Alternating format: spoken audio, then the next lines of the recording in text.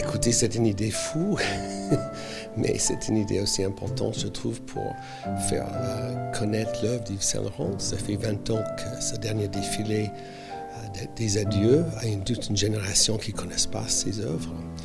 Et donc c'était important, je pense, pour nous comme institution aussi de partager cet extraordinaire patrimoine et aussi de parler des sources d'inspiration. Je pense que c'est le rêve absolu pour lui, c'était d'être exposé ou que ses créations soient en dialogue avec ceux qui l'ont inspiré ou ses sources d'inspiration. Je pense que c'est un rêve que nous n'aurions jamais imaginé aurait pu se passer.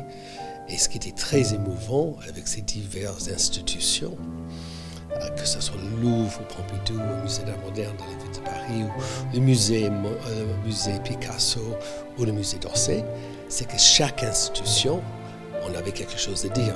Chaque institution.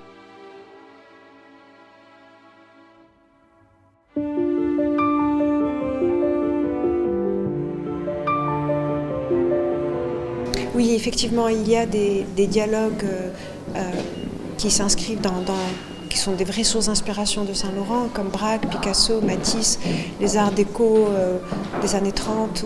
Et dans d'autres cas, on a effectivement rapproché des univers artistiques qui correspondaient à l'esprit de son temps ou à l'esprit de ce qu'il recherchait lui-même. Et donc on a fait aussi des rapprochements un peu inédits, mais qui s'inscrivent toujours dans le respect de l'œuvre de Saint Laurent.